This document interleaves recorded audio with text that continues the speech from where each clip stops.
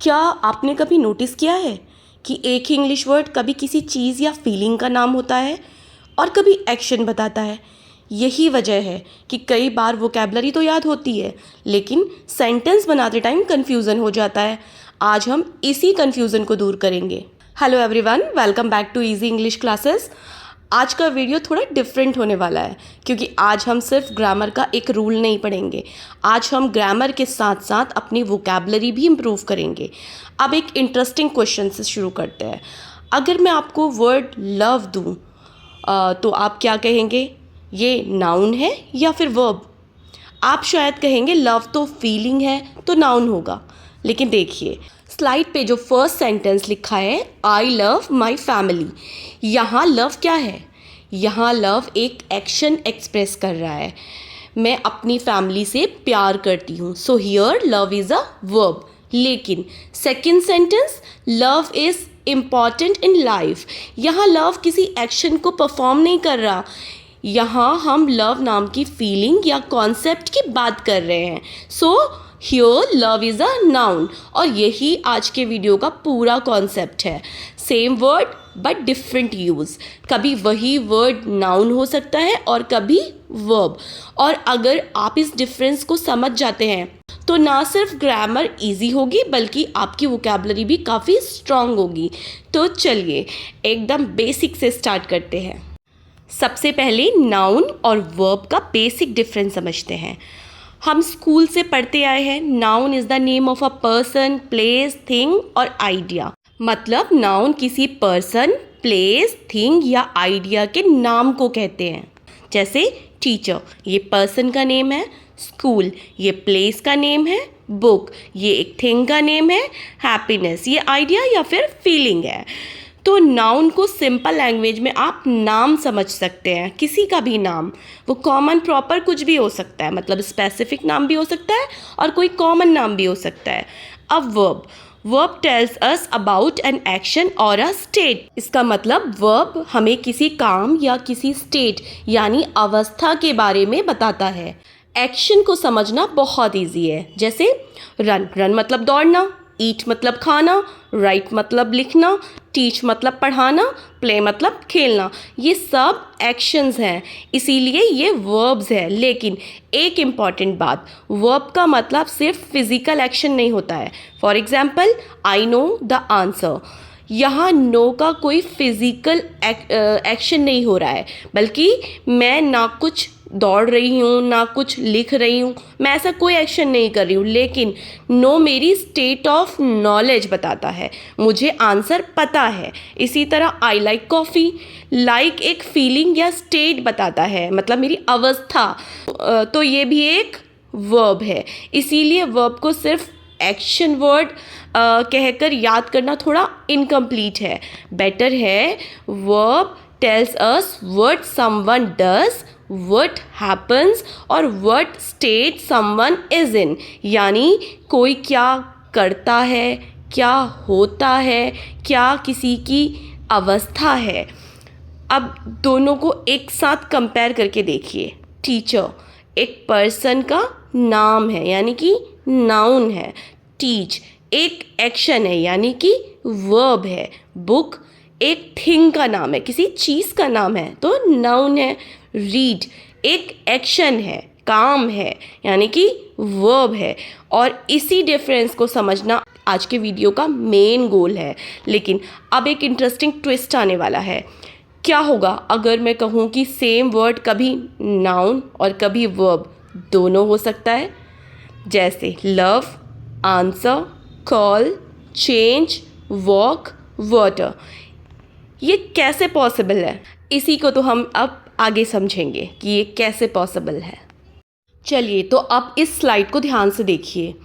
यहाँ लिखा है one word, noun plus verb. मतलब एक ही वर्ड, एक ही शब्द कभी नाउन हो सकता है या कभी वर्ब हो सकता है। इसका मतलब ये नहीं है कि सेंटेंस में वर्ड एक साथ नाउन और वर्ब दोनों बन जाएगा, नहीं। मीनिंग और ग्रामेटिकल रोल सेंटेंस के अकॉर्डिंग चेंज होता है। एग्जाम्पल लेते हैं, लव, आई लव म्यूज़िक, यहाँ सब्जेक्ट है आई और आई क्या कर रहा है? आई कर रहा है लव, किसे? म्यूजिक को। तो लव यहाँ वर्ब है।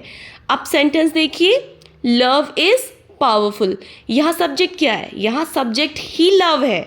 अब यहाँ सब्जेक्ट काम नहीं है, वर्ब नहीं है, वो क्या बन गया है? अब यहाँ पर वो सब्जेक्ट बन गया है, यानी कि नाउन बन गया है। हम लव नाम की फीलिंग या कॉन्सेप्ट के बारे में बात कर रहे हैं यहाँ पर, इसीलिए यहाँ लव क्या है? नाउन है। इसी तरह एक और वर्ड देखिए, work. I work every day. यहाँ वर्क एक्शन है, काम है, इसीलिए ये वर्ब है। लेकिन I have a lot of work, यहाँ वर्क किसी एक्शन को परफॉर्म नहीं कर रहा, यहाँ हम work as a thing, as a task की बात कर रहे हैं। So work is a noun here. तो देखा आपने डिफरेंस? यही छोटी सी अंडरस्टैंडिंग आपको आगे के सारे एग्जाम्पल्स को समझने में हेल्प करेगी। कब नाउन बन रहा है, कब वर्ब बन रहा है, आपको क्लियर हो जाएगा। तो आगे देखिए, अब पहला वोकैबुलरी वर्ड है आंसर। आंसर का मीनिंग होता है जवाब या उत्तर। पहले सेंटेंस को देखिए, आई नो द आंसर। अब मैं आपसे पूछती हूँ, यहाँ आंसर क्या है? चलिए बताइए, वर्ब है या नाउन है? आप कैसे पहचानेंगे? तो सेंटेंस में हम किस चीज़ की बात कर रहे हैं? हम बात कर रहे हैं द आंसर, यानी एक पर्टिकुलर आंसर, एक रिस्पॉन्स, इसीलिए यहाँ आंसर इज़ अ नाउन। अब दूसरा सेंटेंस देखिए, प्लीज़ आंसर माई क्वेश्चन। यहाँ मैं कह रही हूँ मेरे क्वेश्चन का जवाब दो, यानी आंसर एक एक्शन है, आपको उसको देना है, जवाब देना है, वो काम करना है आपको। अब किसी क्वेश्चन को आंसर कर रहे हैं, so here answer is a verb. अब एक यूज़फुल क्लू देखते हैं।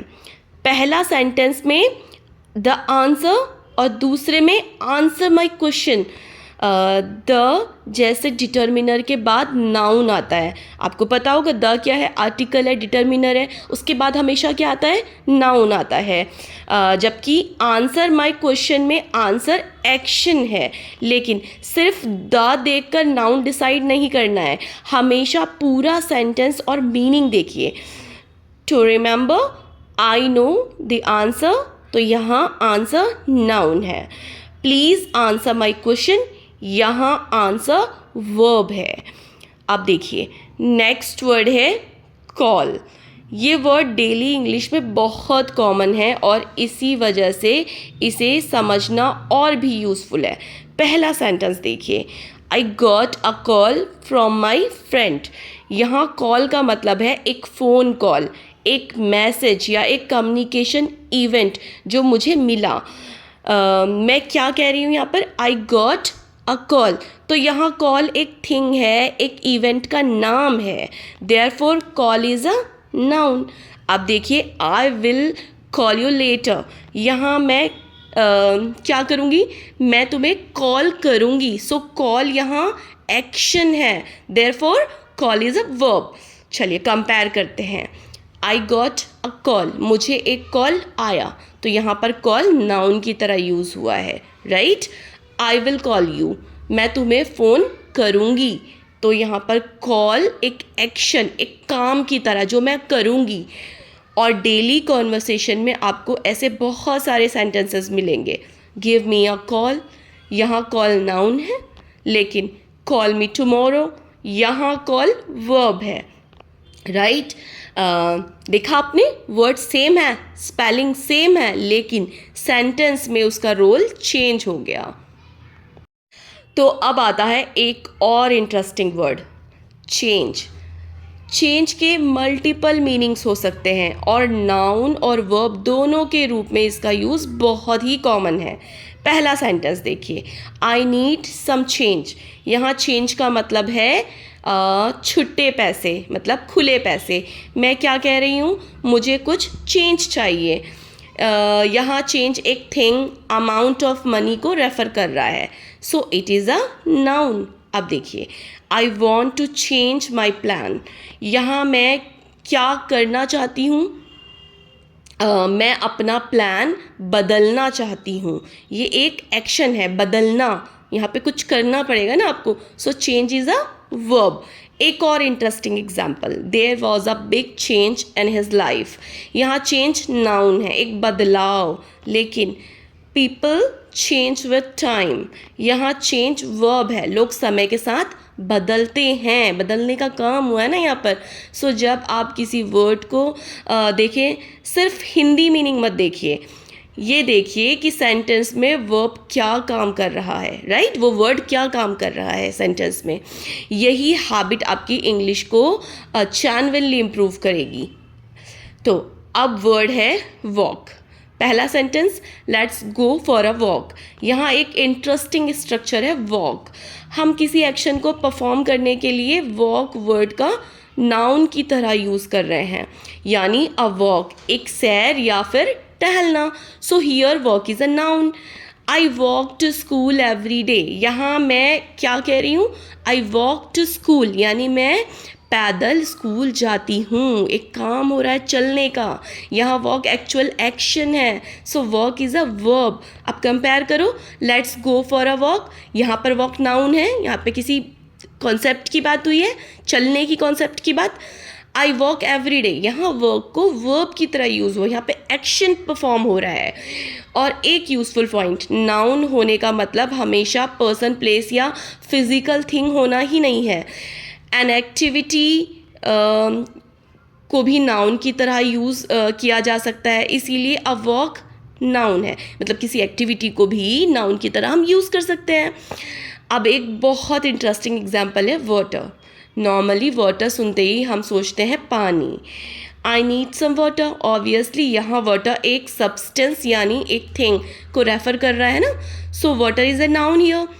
लेकिन इंग्लिश में इसी वर्ड को वर्ब की तरह भी यूज़ कर सकते हैं, water the plants every morning. अब यहाँ वाटर का मतलब पानी नहीं है, यहाँ वाटर मीन्स पानी देना, पौधों को पानी देना, यानी प्लांट्स को वाटर करना, उन पे हम पानी देते हैं ना, तो उससे भी इसको वर्ब की तरह भी यूज़ करते हैं। So here verb is a water is a verb. ये वोकैबुलरी लर्निंग का एक बहुत ही इम्पॉर्टेंट पॉइंट है। इंग्लिश में एक वर्ड को सिर्फ एक फिक्स्ड हिंदी मीनिंग के साथ याद करने के बजाय आप डिफरेंट कॉन्टेक्स्ट में देखना चाहिए, because context changes the function and sometimes even the meaning. I need water, पानी चाहिए, नाउन, वाटर द प्लांट्स, पौधों को पानी दो, वर्ब। ठीक है, अब नेक्स्ट वर्ड देखिए, वो है टेक्स्ट। आज के डिजिटल वर्ल्ड में ये वर्ड हम सब डेली यूज़ करते हैं। आई गॉट योर टेक्स्ट, यहाँ टेक्स्ट का मतलब है एक मैसेज, मुझे तुम्हारा टेक्स्ट मिला। यहाँ टेक्स्ट इज़ अ नाउन, लेकिन text me when you arrive, यहाँ मैं कह रही हूँ जब तुम पहुँच जाओ तो मुझे मैसेज करना, यानी टेक्स्ट एक एक्शन है, एक काम करने को बोल रही हूँ। सो टेक्स्ट इज़ अ वर्ब। अब कंपेयर करो, आई गॉट योर टेक्स्ट, यानी कि यहाँ पर टेक्स्ट मैसेज की तरह, नाउन की तरह यूज़ हुआ है। टेक्स्ट मी लेटर, यहाँ मैसेज करना, काम करना, ये वर्ब की तरह एक्शन है, राइट। और ये मॉडर्न इंग्लिश का परफेक्ट एग्जाम्पल है कि लैंग्वेज टाइम के साथ कैसे डेवलप होती है। एक वर्ड जो ओरिजिनली एक नाउन के रूप में कॉमन था, वो एवरीडे इंग्लिश में अब वर्ब की तरह भी यूज़ होने लगा। अब नेक्स्ट वर्ड है plan. We have a plan. यहाँ प्लान क्या है, एक आइडिया या स्ट्रैटेजी जो हमने डिसाइड की। So plan is a noun. अब दूसरा सेंटेंस देखिए, लेट्स प्लान आवर ट्रिप। यहाँ हम क्या कह रहे हैं, या हम क्या कर रहे हैं, हम ट्रिप की प्लानिंग कर रहे हैं, that's an action. So plan is a verb here. और डेली इंग्लिश में आप ये दोनों फॉर्म्स बहुत फ्रीक्वेंटली सुनेंगे। वर्ड्स द प्लान, यहाँ पर प्लान नाउन है, लेट्स प्लान समथिंग, यहाँ पर प्लान वर्ब है। इसीलिए वोकैबुलरी को आइसोलेटेड वर्ड्स की लिस्ट की तरह याद करने के बजाय वर्ड को सेंटेंस के साथ सीखना मच मोर यूज़फुल है। अब सबसे इम्पॉर्टेंट पार्ट, अगर कल आपको कोई अनफेमिलियर सेंटेंस मिलता है और आपको डिसाइड करना है कि कोई वर्ड नाउन है या वर्ब है, तो आप क्या करेंगे। एक एग्जाम्पल 3 स्टेप मेथड फॉलो कीजिए। स्टेप 1, सेंटेंस को देखिए। स्टेप 2, वर्ड का रोल आइडेंटिफाई कीजिए और स्टेप 3 मीनिंग देखिए। For example, I need a drink. यहाँ ड्रिंक क्या है? एक ड्रिंक, एक beverage, so drink is a noun, right. I drink water. यहाँ ड्रिंक क्या है? मैं क्या करती हूँ? I drink water, so it's an action, therefore drink is a verb. एक और example, she has a smile. यहाँ अ स्माइल एक थिंग है, एक आइडिया को रेफर कर रहा है, सो ये नाउन है। बट शी स्माइल्स ब्यूटिफुली, यहाँ स्माइल्स एक्शन है, वर्ब है। तो एक शॉर्टकट याद रखिए, नाउन व्हाट और who, verb what does someone do, what happens, what state they are in. लेकिन फाइनल डिसीजन हमेशा कॉन्टेक्स्ट से होगा, राइट। अब देखते हैं कि आपने कितना समझा। मैं सेंटेंस बोलूँगी और आप पॉज करके आंसर दीजिए। I need some help. Help noun है या वर्ब? चलिए, तो आंसर है नाउन, क्योंकि यहाँ हम हेल्प नाम की चीज़ की बात कर रहे हैं। अब प्लीज़ हेल्प मी, यहाँ हेल्प एक्शन है या नाउन? तो यहाँ हेल्प वर्ब है। Next, we had a dance. Dance यहाँ एक एक्टिविटी का नाम है, सो वो क्या होगा? Noun. But they dance very well, यहाँ डांस एक्शन है, so verb. Last one, I love this song. यहाँ लव एक्शन है, यानी कि वर्ब है। एंड लव इज़ ब्यूटिफुल, यहाँ लव एक फीलिंग या कॉन्सेप्ट का नाम है, तो नाउन है।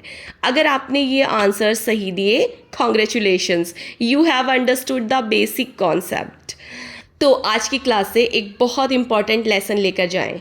इंग्लिश वोकैबुलरी इम्प्रूव करने का मतलब सिर्फ हंड्रेड्स ऑफ वर्ड्स मेमोराइज करना नहीं है, आपको ये भी समझना है कि वर्ड सेंटेंस में कैसे बिहेव करता है। आज हमने देखा answer, call, change, walk, water, text, plan, love, help और टेंस। ये वर्ड्स कॉन्टेक्स्ट के अकॉर्डिंग नाउन भी हो सकते हैं और वर्ब भी। सो नेक्स्ट टाइम जब आप कोई इंग्लिश वर्ड देखें तो तुरंत उसका हिंदी मीनिंग सर्च करने के बजाय एक सेकेंड रुक कर पूछिए, इस सेंटेंस में ये वर्ड क्या काम कर रहा है? क्या ये किसी पर्सन, प्लेस, थिंग, आइडिया या एक्टिविटी का नाम है? Then it's probably a noun. या ये किसी एक्शन या स्टेट को एक्सप्रेस कर रहा है? Then it's a verb. और एक फाइनल लाइन याद रखिए, don't just learn a word, learn how to use the word. Because जब आप वर्ड्स को कॉन्टेक्स्ट के साथ सीखते हैं तब वोकैबुलरी सिर्फ याद नहीं होती, इंग्लिश में नेचुरली यूज़ होने लगती है। So that's all for today's lesson. I hope अब आपको नाउन और वर्ब का डिफरेंस क्लियरली समझ आ गया होगा। Remember, don't just learn words, learn how to use them. अगर वीडियो हेल्पफुल लगी हो तो लाइक करें और ऐसे आसान इंग्लिश सीखने के लिए इजी इंग्लिश क्लासेस को सब्सक्राइब करना ना भूलें। See you in the next video. Bye bye.